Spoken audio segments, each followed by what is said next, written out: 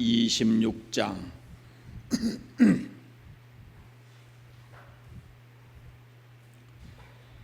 1절에서 4절 말씀 한 목소리로 합독해서 읽겠습니다. 그날에 유다 땅에서 이 노래를 부르리라. 우리에게 견고한 성읍이 있으며 여호와께서 구원의 성벽과 외벽으로 삼으시리로다. 너희는 문들을 열고 신의를 지키는 의로운 나라가 들어오게 할지어다. 주께서 심지가 견고한 자를 평강하고 평강하도록 지키시리니 이는 그가 주를 신뢰함이니이다. 너희는 여호와를 영원히 신뢰하라. 주 여호와는 영원한 반석이심이로다. 아멘. 십계명을 펴겠습니다. 8계명을 같이 하겠습니다. 제8은 도둑질하지 말라. 아멘.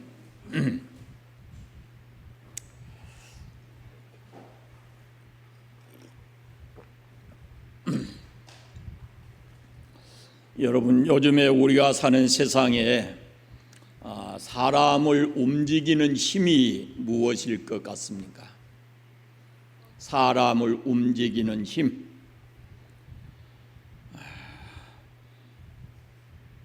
최근 들어서는 아마 권력이 상당히 큰 힘입니다. 요즘 보면 많은 사람들이 권력에 의해서 움직이고 있다라고 봅니다. 특별히 대통령 선거를 앞두고 사람들이 움직이고 있습니다. 그런가 하면은 돈도 사람을 움직이는 아주 강력한 힘입니다. 어찌 보면은 권력에 의해서 움직이는 사람들은 소수이라면 이 돈에 의해서 움직이는, 돈을 따라서 움직이는 사람들은 그보다 훨씬 더 많다라는 것을 알 수 있습니다. 그럼 왜 사람들이 권력이나 돈이나 이런 것을 따라서 사람들이 움직일까요? 물론 기본적 생활을 위해서 그렇게 하는 사람들도 있지만 많은 경우에 자기 이름을 내고 또 그렇게 해야 자기가 안전하고 평안할 것이다 라고 생각을 합니다. 그러나 이것은 바벨탑과 같습니다. 권력의 중심에 있는 어떤 한 사람을 쫓다가 이 사람이 무너지면 주변에 있는 모든 사람들이 다 흩어지고 맙니다.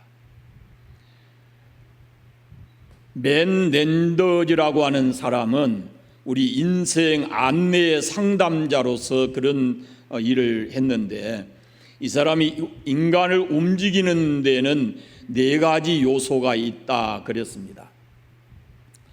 소망, 믿음, 사랑, 두려움, 그렇게 말을 했어요. 근데 여러분 가만히 생각해 보세요. 오늘은 평화라는 것에 초점을 맞춰서 설교를 하는데 두려움이라는 것이 언제 또 어떤 때에 생기는가 보십시오. 사람이 소망이 없을 때 두려움이 생기고, 믿음이 없는 사람에게 오는 증세이고, 사랑할 줄 모르는 사람이 가지는 현상이 바로 두려움입니다. 그러니까 이 땅에 많은 사람들이 각종 두려움에 살아간다라는 것은 믿음과 소망과 사랑이 없다라는 말이 되는 겁니다. 이 두려움의 반대가 평안, 평화, 평강, 평안함, 이런 뜻이 있어요. 그렇다면 이 두려움을 평강으로 바꾸어낼 수 있는 방법이 무엇이겠는가? 이 맨 랜더즈라고 하는 사람의 말에 의하면 이 두려움을 평강으로 바꿀 수 있는 것은 믿음과 소망과 사랑을 가지면 된다라고 말할 수 있습니다. 한마디로 말하면 믿음, 소망, 사랑, 이걸 한마디로 딱 정의하면 예수님입니다. 오늘 본문에 평강하고 평강하도록 지키시리니라는 말씀이 있습니다. 히브리 사람들은 어떤 표현을 강하게 할 때, 강조해서 말할 때 같은 단어를 2번을 씁니다. 다시 말씀드리면 평강을 지금 강조하고 있다, 그런 말씀입니다. 하나님께서 어떤 사람에게 평강을 주시는가, 평강으로 지키시는가라는 것을 말씀하고 있어요. 우리가 다 평강을 원하는데, 그런데 현대 심리학자들이 왜 사람들의 마음에 불안이 많고 이 평안하지 못하는가라는 것을 심리학자들이 5가지로 그 이유를 말했어요. 첫째는 복수심 때문이다라는 겁니다. 이런 마음을 갖고 있어서는 절대로 평안할 수가 없습니다. 둘째는 지나친 욕망, 욕심 때문이라고 했습니다.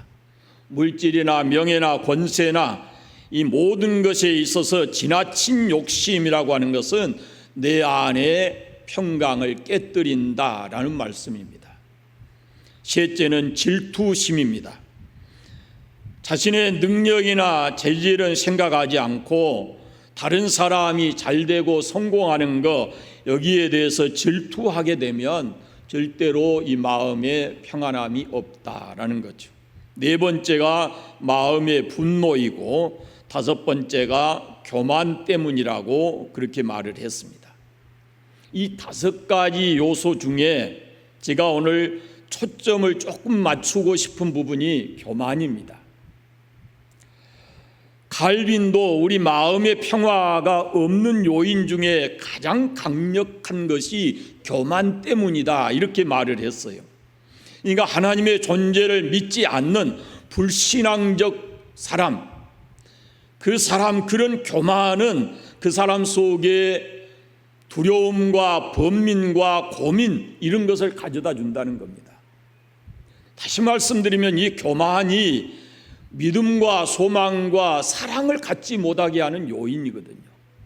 그래서 사람은 그런 속에는 진정한 평안이 없고 불안과 두려움에 쌓여 있다라고 말씀할 수 있어요.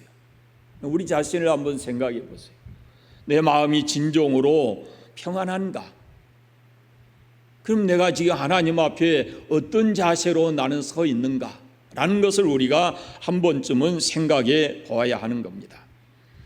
하나님 앞에서 교만하고 불신앙적 태도를 가지고 살면은 절대로 평안할 수가 없다라는 말씀입니다. 이 평화에는 2가지가 있습니다. 오늘 설교의 제목에 2가지를 써놨는데요. 하나는 팍스, 이것은 물리적인 평화고, 또 하나는 샬롬입니다. 이것은 하나님이 주시는 그런 평화입니다. 이 세상의 많은 사람들은 이 팍스, 물리적인 평화를 얻기 위해서 끝없이 노력하고 있고 지금도 하고 있습니다. 그 평화를 얻는, 물리적 평화를 얻는 방법 중에 큰 것이 뭐냐면 전쟁을 통해서 이 평화를 쟁취하려고 합니다. 경쟁자와의 싸움에서 이겨야 내 마음이 평안하다라는 겁니다. 그래서 이 싸움은 이제 아주 어려서부터 학교 교실에서부터 시작이 되는 거예요. 여러분, 공부 1등 하는 아이는 평화로울지 몰라도 밑에 아이들은 그렇지 않거든요. 운동장에서 시작이 됩니다. 그리고 더 나아가서는 나라와 나라 사이에 전쟁이 바로 그렇습니다. 그래서 끊임없이 신무기를 개발하고 신무기로 무장을 하고 그렇습니다. 지금도 계속되고 있습니다. 요 얼마 전에 우리나라가 잠수함 탄도미사일에 성공을 했다 그랬습니다. 흔히 우리가 많이 들어보잖아요. SLBM이라고 그런데 그것을 잠수함에서 우리나라가 쏘아 알렸어요. 이것이 세계에서 7번째, 8번째 그런 나라만 가지고 있어요. 우리나라 거기까지 지금 무기를 가지고 있는 거예요. 뭐 더 자세히 제가 군사 전문가 아니기 때문에 잘 모르지만, 그러나 이것은 이렇게 자꾸 경쟁을 하다 보면 신무기를 개발하지 않을 수가 없고, 그렇게 해서 평화가 보장된다 이렇게 생각을 하거든요. 두 번째가 뭐냐면 타협이에요. 싸움보다는 서로 타협함으로써 평화를 얻어내려고 하는 겁니다. 그것을 위해서 존재하는 기구가 유엔이에요. 그러나 이 타협은 언제든지 얼마나 불안하고 믿을 수 없는 것인지를 몰라요. 현재 우리가 이런 상황들을 많이 보고 있잖아요. 타협이라고 하는 것은 어느 한편에서 어느 정도까지 이렇게 양보해야 가능한 것인데, 양보하지 않으면 그것이 오히려 전쟁으로 가게 되는 겁니다. 세 번째가 망각이라는 것입니다. 이 모든 것을 잊어버리면 평화로울 수 있다라는 것인데, 이것은 어느 특정 종교에서 지금 이런 방법을 사용하고 있습니다. 다 잊어버려라. 그리고 세상을 잊고 살아야 된다라는 겁니다. 그러나 잊어버린다고 해서 불안이 근본적으로 해소되는 것은 아닙니다. 더군다나 평화는 오지를 않습니다. 그러니까 이 사람들이 노력에 의해서 갖가지 방법으로 이 물리적인 평화를 얻고자 하는데, 이거 항상 불안함이 내재되어 있는 것이다, 그런 말씀이에요. 언제든지 이건 불안한 요소를 가지고 있다라는 말씀입니다. 그 다음에 또 이제 평강이라는 것인데 샬롬입니다. 샬롬. 하나님께서 주시는 것인데, 이것은 인간이 자기 노력에 의해서 얻을 수 있는 성질의 것이 아닙니다. 그런데 사람들은 이 샬롬의 평강을 알지도 못해요. 그래서 소유를 통해서 이 평강을 얻을 수 있다 이렇게 착각을 합니다. 그러나 평강이라고 하는 것은 소유와 넉넉한 것과는 아무런 상관이 없습니다. 오히려 많은 사람들이 불안하고 근심이 더 많습니다. 어느 지역의 땅값이 오르고 내리는가, 아파트 값이 어떤가, 증권 시세가 어쩐가 하는 이런 것 때문에 늘 불안하고, 제가 아는 목사님과 금년 여름에 그 하룻밤을 같이 지냈는데요, 밤에 자는데 핸드폰을 옆에 놓고 계속 보고 있어요. 뭐하요? 하니까 증권 그거 보는 거예요. 올라갔을 때 빨리 빼려고 그런데요. 옆에 있는 사람까지도 잠 못 자겠더라고요. 가진 자들의 불안입니다. 그것이. 이런 이야기가 있어요. 어느 큰 부잣집에 불이 났어요. 건물이 다 타들어가고 사람들은 밖에 나와서 그 불타는 집을 바라보면서 울고 불고 안타까워합니다. 그런데 이 불구경을 하고 있던 거지 아들이 아버지에게, 아버지 저 사람들 참 안 됐습니다. 그러니까 아버지 거지가 그러더래요. 저것 봐라. 불타면 다 없어져야 우리는 탈 것 없으니까 얼마나 좋냐. 그게 다 애비덕인 줄 알아라 그러더래요. 여러분, 욕심은 끝없는 욕심을 낳습니다. 소유한 자는 점점 더 많은 것을 소유하려고 합니다. 그렇게 욕심이 내재되어 있으면 그러면 절대로 이 마음이 평안할 수가 없다라는 말씀입니다. 심리학자들이 얘기하는 것처럼 지식으로도 평강을 얻을 수가 없습니다. 전도서 1장에 보면은 지혜가 많으면 번뇌가 많으니 지식을 더하는 자는 근심을 더하느니라 그랬습니다. 우리 속담에 아는 것이 병이다 그랬어요. 알 것을 알아야지 필요 없는 것을 너무 많이 알고 있으면은 그것이 오히려 나중에 자기에게 근심으로 돌아오게 된다라는 겁니다.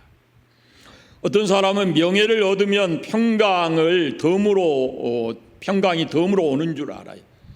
앞에 말씀드렸지만, 시작할 때 말씀드렸지만, 이것들로 자기를 우를 치려고 하는 거예요. 그러면 내가 그 안에 있으면 내가 평강을 얻을 것이다 라고 생각을 하지만, 소유나 지식이나 이 명예나 권력이나 이런 것들이 결코 우리에게 이 하늘의 평화를 주지를 못합니다. 지금 이 상에서 본 것처럼 평강은 인간에게서 땅에서 만들어지는 것이 아닙니다. 이건 소유나 지식이나 명예를 얻는다고 이 평강이 오는 것이 아니에요. 평강은 하늘에서 옵니다. 하나님이 주셔야 우리가 이 평강을 누릴 수가 있습니다. 오늘 본문에서 이것을 아주 시각적인 그런 시각적으로 묘사해 주고 있는데 2절을 보십시오. 하나님께서 이렇게 말씀하십니다.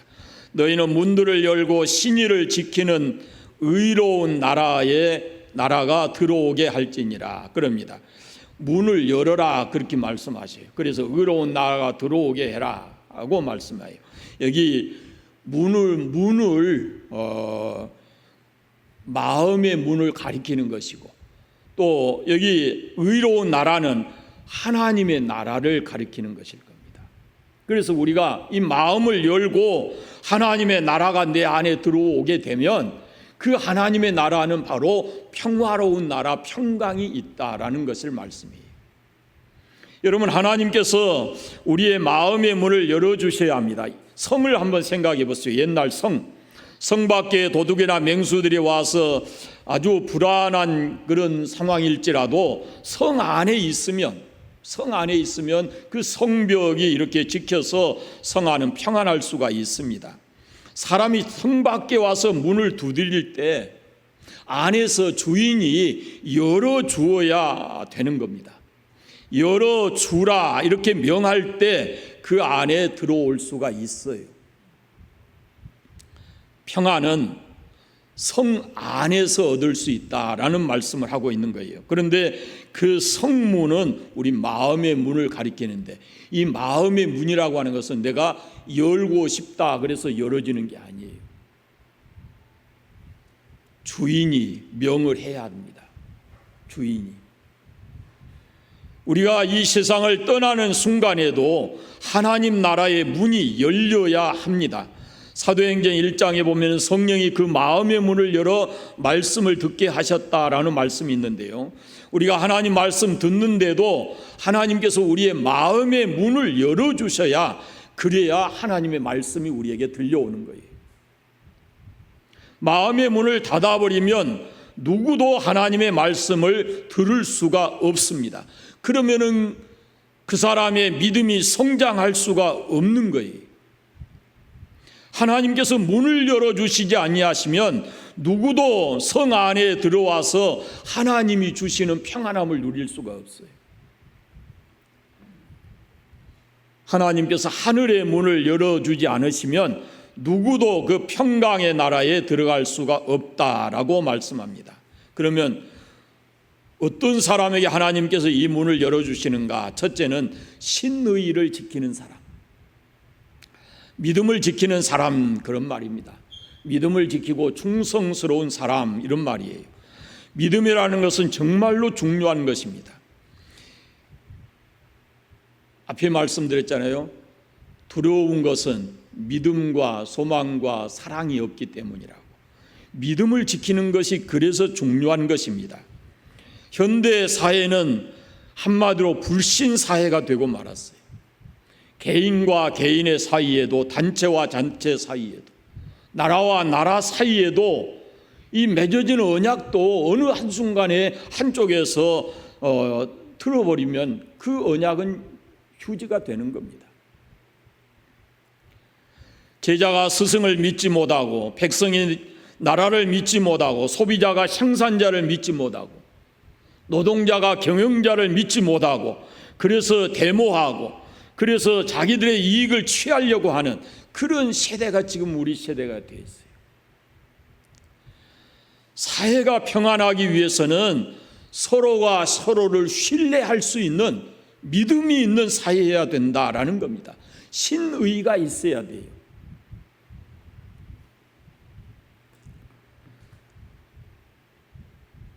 개인이나 나라나 이 믿음을 지키는 것이 바로 평화로운 사회로 갈 수 있다, 평강을 누리며 살아갈 수 있다라는 그런 말씀입니다.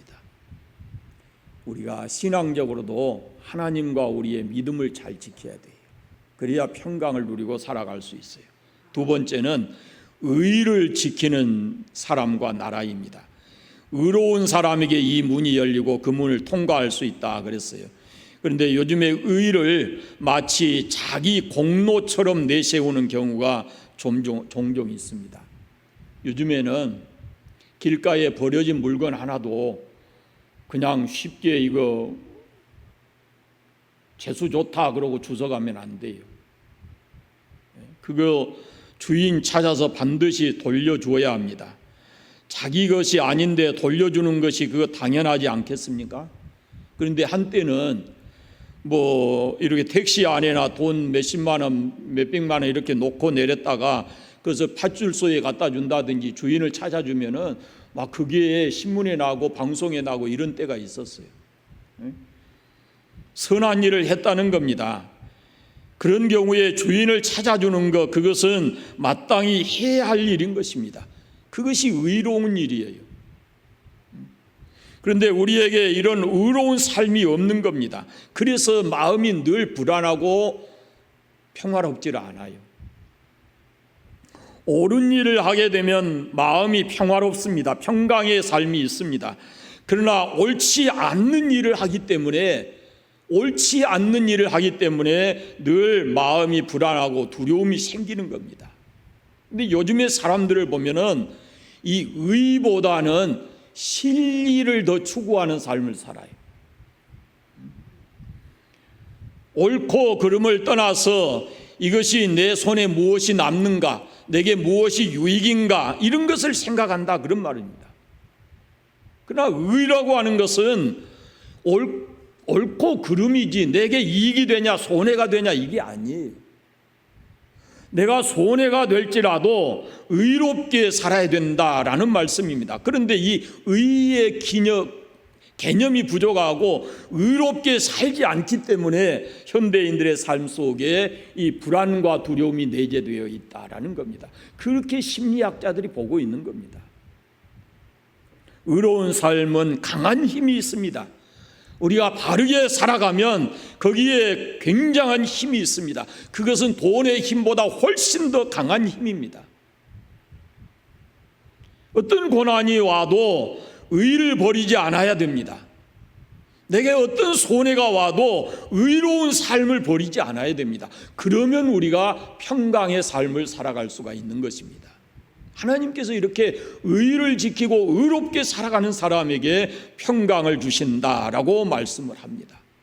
의롭게 사십시오. 세 번째는 심지가 견고한 사람이 평강하도록 지키신다, 이렇게 말씀을 했습니다. 심지가 견고하다라는 말은 한결같다 그런 말입니다. 변덕스럽지 않다 그런 말입니다. 변덕스러운 사람은 참 다루기가 힘듭니다. 변덕스러움이라는 것은 마음에 믿음이 없어서 스스로 불안해하는 것을 의미하는데 아침에 이렇게 말하고 저녁에 바뀌고, 이 변덕은 자신은 물론이거니와 다른 사람에게까지도 이 손해를 끼치고 불안하게 만드는 거예요. 근데 요즘에 저는 참 많이 봅니다. 물론 여러 시대적인 상황도 있고 어떤 상황이 있어서 그러겠지만 한번 저는 이런 생각을 할 때가 있어요. 결혼식 주례할 때 이 서약이라고 하는 것을 굳이 해야 되는가? 라는 생각이 들 때가 있어요. 서약을 할 때 그러잖아요. 한평생 길이 사랑하고 귀중히 여기고 도와주고 이루하고 고락간에 변치 않고 부부로서의 삶을 잘 살겠는가? 그러면은 예, 그러고 대답하잖아요. 그래 놓고 한평생이 몇 년인지 모르겠어요. 몇 년 돼도 안 해요. 그렇게 쉽게 변해버리는 걸 보거든요. 그러니까 굳이 그 서약이라고 하는 것이 필요할까라는 생각이 들 때가 있어요. 언젠가는 아마 그것도 없어질지 모르겠습니다. 이렇게 잘 변하게 되면 그 마음 속에 평강이 없어지고 그 불안으로 가는 거예요. 두려움으로 가는 거예요. 여러분, 신앙생활도 역시 마찬가지입니다. 일단 하나님 앞에 나는 예수 그리스도가 나의 구주입니다 라고 믿겠다고 그렇게 고백하고 결심했으면 끝까지 믿고 그 다음에 일단 교회에 나오겠다 작정했으면 비가 오나 눈이 오나 바람이 부나 교회 와야 돼요. 우리가 사는 날 동안 주일과 관산 장날이 겹치는 날이 얼마나 많겠어요.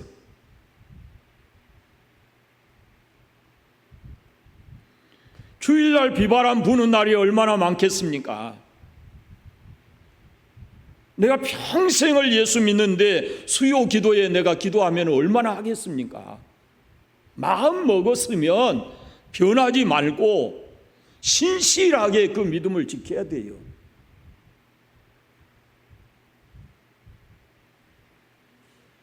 최선을 다해야 됩니다. 예수 믿기로 했으면 십자가 단단히 붙잡고 어떤 환경이 와도 변하지 말고 견고하게 주님 안에 있어야, 그래야 주님이 주시는 평강의 삶을 살아갈 수 있다라는 말씀입니다. 어떤 글에 보니까요, 아프리카 토인들은 지금은 많이 상황이 바뀌었겠지만은요, 초창기에 예수 믿을 때 예수를 믿기가 너무너무 힘들었다고 그래요. 일단 예수 믿는다고 하는 것이, 믿는다는 것은 자기 그 부족, 시족으로부터 떨어져 나와야 하고, 예수 믿는다는 것은 지금까지 몸담고 있는 사회와 결별하는 걸 뜻하고 가족과도 헤어져야 된다는 것입니다. 그러므로 그들이 새로 이 교회에 새 사람이 와서 등록을 하게 되면요, 그냥 소개로 끝나는 것이 아니고 예배가 끝난 다음에 온 성도들이 그를 둘러서 이렇게 서서 빙빙 돌아가면서 그를 이제 그리스도 안에서 한 가족 됐다고 춤을 추면서 그를 환영한다는 거예요. 너가 잃어버린 가족보다, 너가 헤어져 나온 가족보다 여기 너를 더 사랑하고 뜨겁게 해주는 가족이 있다 그러면서 굉장히 성대하게 환영을 해준다는 겁니다. 일단 믿었다 하면은 그 사람들은 죽을 때까지 변절을 안 한다는 겁니다. 왜? 예수 믿으면서 그만큼 자기가 손해보는 것이 많았잖아요. 지금까지 살아왔던 시족도 떠나왔고 가족들도 떠나왔고, 그래서 이렇게 예수님을 붙들었는데 절대로 변절을 안 한다는 겁니다. 여러분, 심지가 견고한 사람, 변하지 않는 사람에게 하나님께서 평강을 주신다라고 말씀하고 있습니다. 한 번 마음 먹고 이 길이 생명의 길이고 내가 가야 될 길인 것을 알았다면은 십자가 단단히 붙잡고 끝까지 그 길 갈 때 하나님께서 우리에게 평강을 주실 줄 믿습니다. 평강은 승리의 열매입니다. 죄를 이기고 자신의 연약함을 이기고 교만과 게으름을 이기고 변절을 이기고, 그럴 때야 평강의 열매가 우리의 삶에 맺혀지는 것입니다. 하나님이 주시는 평강, 세상에 물리적으로 얻은 평화는 그걸 또 잃어버릴 수가 있어요. 왜? 나보다 더 강한 사람이 나타나면, 나보다 더 강력한 무기를 가진 나라가 나타나면, 그러면 그 평화는 깨질 수가 있고 잃어버릴 수 있어요. 그러나 하나님이 우리에게 주시는 이 평안함은 그 누구도 빼앗아 갈 수가 없습니다. 성경에 의하면 주께서 심지가 견고한 자를 평강하고 평강하도록 지키시겠다, 이렇게 말씀하고 있습니다. 하나님께서 평강의 평강으로 그를 지키신다라고 말씀합니다. 사랑하는 여러분, 지금 우리에게 필요한 것이 바로 이 평강입니다. 평화는 나라를 다스리는 사람들의 몫이에요. 그들이 이 나라를 평화롭게 하는데 일을 할 겁니다. 그러나 우리는 개인적으로 하나님의 사람으로서 이 평강을 누리고 살아야 되는데, 그 평강의 삶을 살려면 믿음을 지키셔야 합니다. 의롭게 살아야 합니다. 그리고 주를 향한 믿음이 변하지 않아야 합니다. 세상은 끝없이 우리에게 불안과 두려움을 가져다 주겠지만 이런 세상에 하나님의 자녀로 살아가는 우리에게 하나님께서 평강을 약속하시는데 바로 믿음을 지키고 의롭게 살고 흔들리지 않고 견고하게 살아가는 그런 사람들에게 평강을 약속하고 계십니다. 주 안에서 약속되어진 이 평화를 누리고 평강을 누리는 그런 축복된 삶을 사시기를 바랍니다. 기도하겠습니다. 하나님 아버지 감사합니다.